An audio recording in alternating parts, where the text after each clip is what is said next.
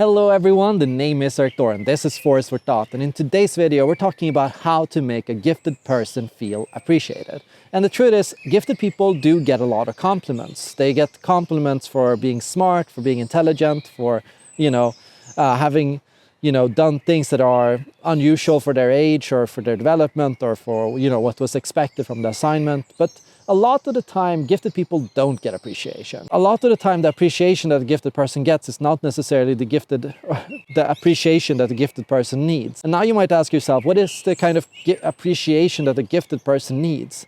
The truth is, a gifted person needs the exact same kind of appreciation that anyone else does, So when a kid raises their hand in school and asks a question, they want to hear, that's a good question.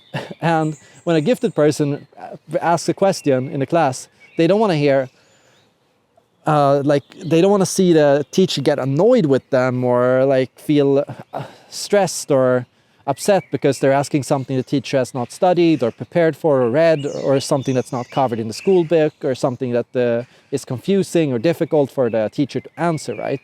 And so, the stress that a teacher has in those situations, a gifted person can pick up on that. They notice when you're bothered by their presence, when you're annoyed by the things that they do. And the same goes if a gifted person finished their assignment early. When a normal kid finishes their assignment, the teacher is happy, good job.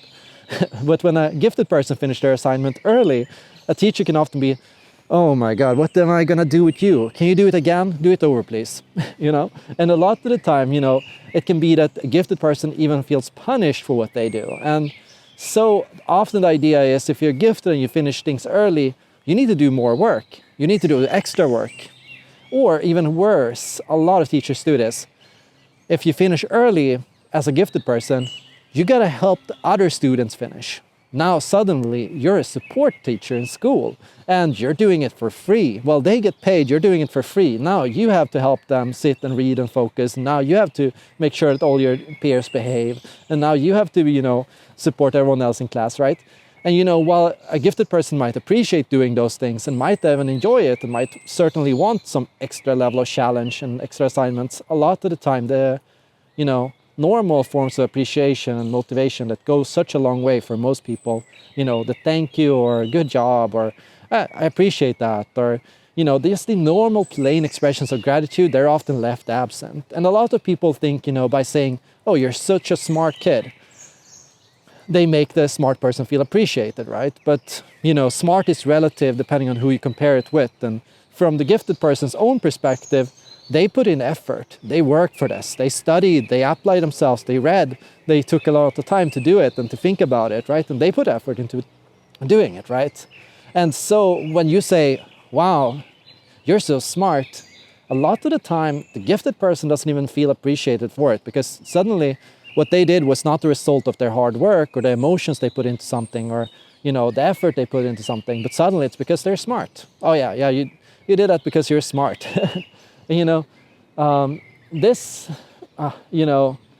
title, this adjective, smart or intelligent, it's certainly a descriptive word, it's a descriptive word that anyone can use to describe, how they perceive a situation relatively to other people, right? Because if you compare yourself to other kids your age, maybe you'll see that, yes, you do better, you work harder, you work faster, you finish things earlier, or, you think outside the box, so you read more than what's normal, right?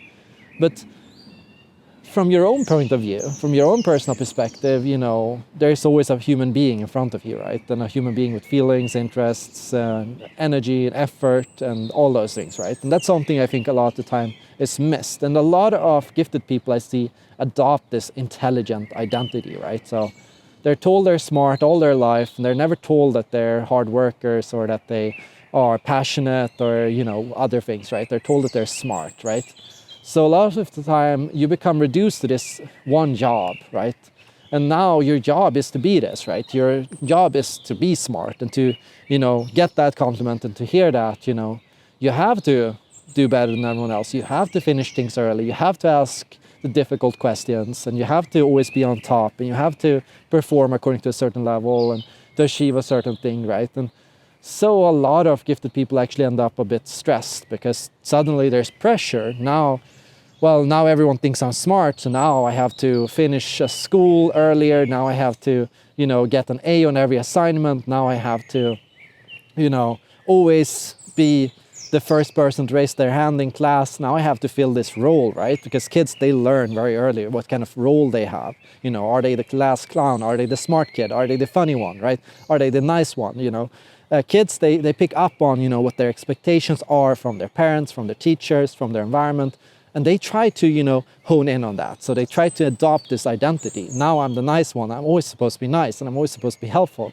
And this is how I succeed in life, and this is how I get appreciation, and this is how I get love from other people, right? And so just as the clown feels that they're getting love and appreciation from other people when they make other people laugh, you know, the gifted or the smart kid in school feels they get appreciation and love from other people by being smart, by, you know, performing well in school. But most likely, gifted people are not always going to perform well in school.